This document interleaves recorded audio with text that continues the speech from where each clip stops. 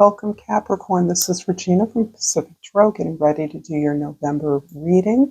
A general reading will not resonate for all of you. However, if you're interested in the personal reading, information for that is in the description box below, where I detail a few readings that I offer and a 50% off sale that I'm having through the end of this year, December 31st. And I've adjusted the sale prices so they're clear in the description box below. This is also, as we approach the holidays, a wonderful idea for a holiday gift. So if you're at all interested, please consider taking advantage of this offer. I am going to get started with you, Capricorn, with our card, the Devil card. This is really, you may ask, how is this the Devil card? How is that a Capricorn card? Well, Saturn is the angel that resides over this card. Saturn, as many of you know, is our ruler, Capricorn's ruler. Also, Aquarius shares a partial rulership with Saturn as well. But Saturn is the taskmaster. It's the Lord of Karma. Whatever you do has a consequence, and you are tasked to often do things the hard way, considered the best way to learn. Also, the devil can represent the status quo, the way things are, the way they're supposed to be, the way they're expected to be. And precisely for that reason, Pluto in Capricorn has been taking hits. Social institutions have been collapsing as they are not serving the citizenry or the culture in the way that we expect them to or have done in the past. So this, for me as an individual, represents your resistance to your awakening to the idea that you are expected to play a role and only that role. That's what keeps things going. But as you've awakened to your own development, your own evolution, you understand that you are limitless, that you are not confined to a role someone else defined for you. You define yourself. And that kind of breaks the cast of this energy in many ways. In a positive way, when you become the Lord of your own destiny, when you become central in identifying the things that are important to you rather than the things that are expected of you, then this becomes the master builder, the master craftsperson. And this is a huge moment that absolutely corresponds to Pluto's exiting this month out of Uranus, one of the primary astrological transits that is having the probably most intense effect on the planet as a whole. So towards the end of the month, it goes into Aquarius for the next 20 years. In the 10th house, the house of your social identity and the way others see you. This is also your natural rulership house, and this is absolutely going to fuel your aspirations, your goals. Isn't it beautiful that this is one of the cards of Aquarius? That is the house of your higher humanitarian aspirations, your associations that are global, all the groups, all the tribes that you belong to that are invisible or that are evidence of other spheres, other cultures, other geographies. So you are representing the idea of breaking away from the status quo through your own development and identification of the trust and faith that you have in your ability to do the right thing for you. This is a level of growth and awakening that some people never achieve or never aspire to. And that's fine. for you, it is part of the reason that you've come here. It's part of the task that you've chosen. So here you are articulating your vision in some way that reaches a lot of people and may be noted, may be shining, may be distributed throughout your region, your nation, your culture. In some way, your ideas are being broadcast and they're getting a lot of attention. So this is a beautiful card of your own hopefulness, the establishment of your own North Star, guiding you to reach out to the world. In the first house, the Queen of Wands, the first house being your perspective, your mundane approach and attitude to things, and also a place where others see you. The Queen of Wands is all about confidence, and this is really a place that has been, that you have grown in. You have often felt yourself relegated to a functionary in even the most familiar circumstances in your personal life as well, sometimes as your professional life. But you have gained the courage to understand your value. And when you understand your value, you are confident and your passion is expressed in everything you do. Remember, the Devil card is all about passion. We need passion. We need that energy to accomplish things. It's the refinement of that passion that you are evolving into, that you are developing. And the Queen of Wands is indicating that you exude that passion and others are attracted to it. Others are motivated by it. You know what you want. You are able and willing to achieve that. And that's very inspirational to others. In the fourth house, the house of your home, your family, your domestic environment, your roots, the Strength card. I knew this was here. This is really this persevering ability, what Capricorns are known for, your strength, your discipline, your dedication, your work ethic. This is a part of what sets you apart and gives you the energy to not only do your part, but to support others that are trying to do their part as well. What matters to you is the principles you're working towards, the values that you hold in common, and you understand that you are a strong one. You're built in a way that can sustain grueling routine and monotony if it's moving you towards a goal.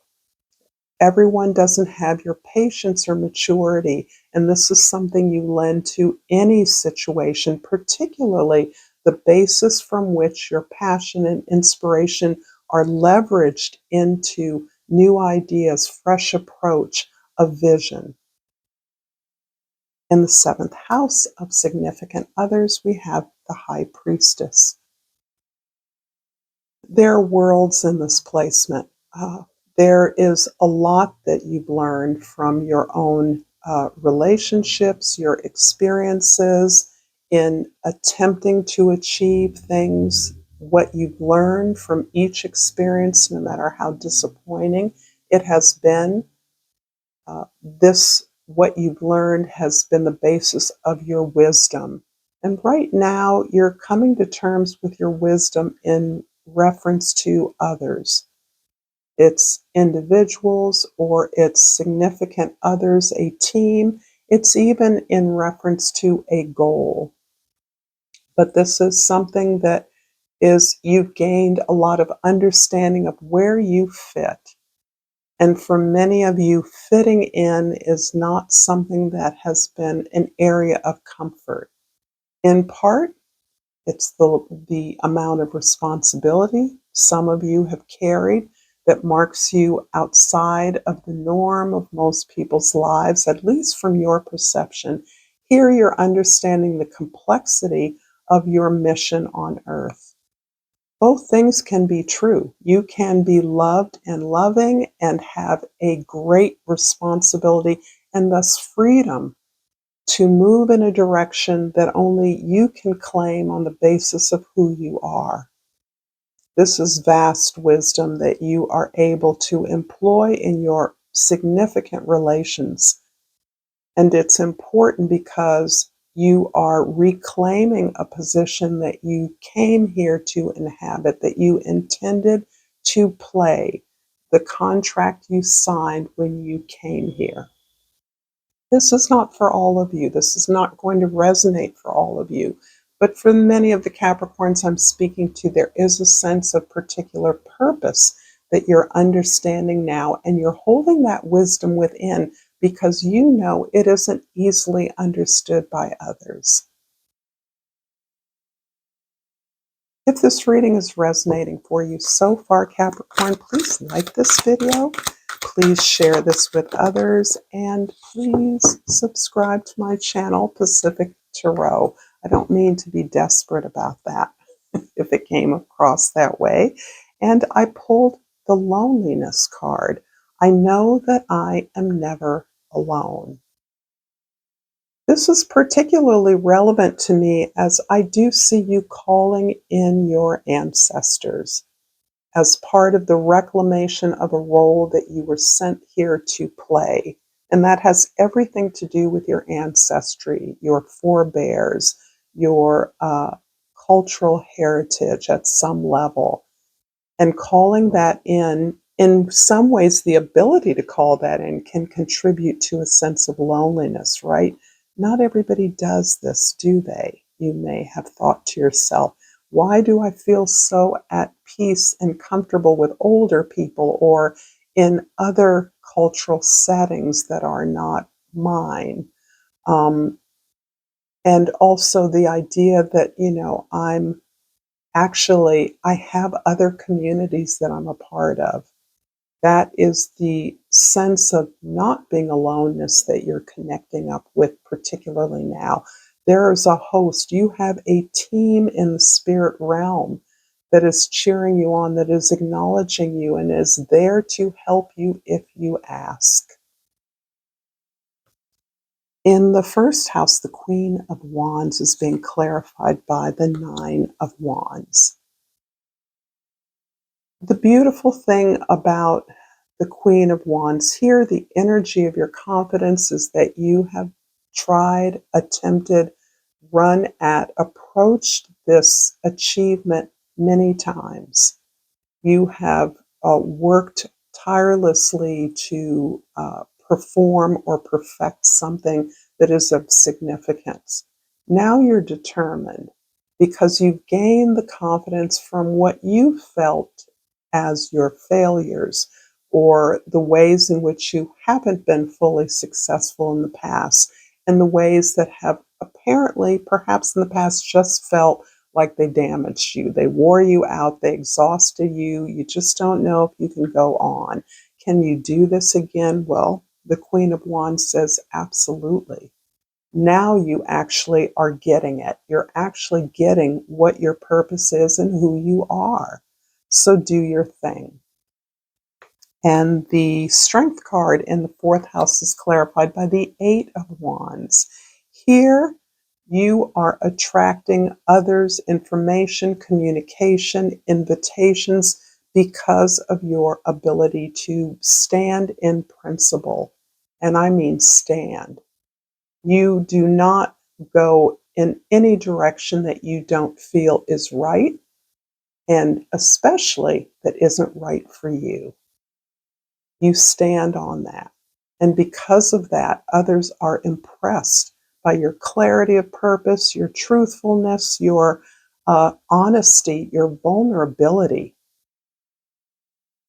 And there's a lot of information and a lot of contacts that are seeking you out because they want to know more about what you're presenting, and they want you to be a part of their team. So this is really exciting because I have a sense that things have been moving very slowly for you until now. A lot of inner work you've been doing, a lot of inner work, and it's been hard. So Pluto, again, moving into Aquarius is like the breakthrough, like a number of breakthroughs that you will be experiencing from the end of November moving forward into 2025. The High Priestess in the 7th house is clarified by the strength in the Egyptian deck. So here we are, really building from this incredible foundation that I have to say again, for so many Capricorns has seemed grueling, sparse, not the reward that you would have hoped that your good efforts have earned. This knowing you're strong, having to extend yourself because you believe in the value or core of what you're working towards. You are committed to the collective effort to achieve something. And on the basis of that, you help others to do their part to the best of their ability. You show up every day. And you may not have felt like this has really panned out to be anything that you hoped it would be, particularly in the area of relationships. There may be almost a caretaking energy that has inhabited your romantic life, your friendships, or the way in which you connect with significant others professionally. And you are really looking to understand the value of that experience now, so that you can translate it into moving more in greater alignment with what is going to benefit you in the long term. Because remember, in your 10th house with the star clarified by the Chariot, your real goal is to have an impact on your world, the world, a community. The Chariot is indicating that you're not allowing yourself to be distracted by the needs of others in the way that you were trained and conditioned to be. Particularly for those of you that were trained to be caretakers, to serve others, to help others, never to be out front yourself, but to be a servant to the success of others. And you've done that probably many times over. Now it's your turn to operate from a place of your strength, to put your vision forward, to articulate to the world, and to focus on your goal. This is really and truly a liberation. You again are feeling like you're finally on your path.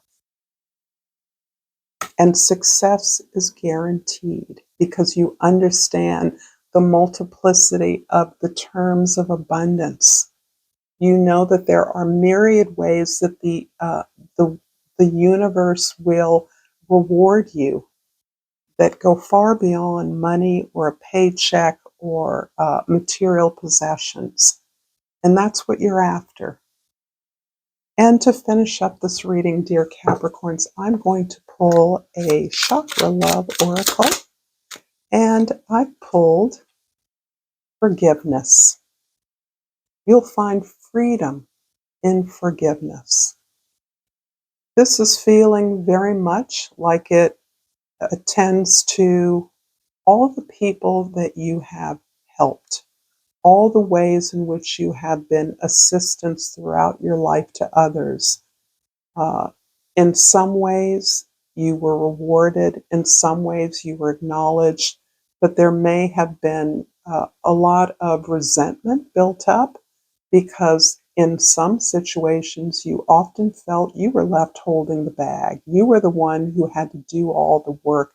The buck stopped with you. And there's a resentment at sometimes comparing yourself to the work that others did who may have received greater reward than you. So this is a lot of the work that you're doing to clear up anger, bitterness, resentment. And part of forgiving others is forgiving yourself for doing the same thing over and over again, for never asking for what you really felt you were worth or deserving of, for allowing others to define you. But you're there now. You understand that now. So this is such a beautiful reading for you. I will see you next time. Thank you so much. Until then, namaste.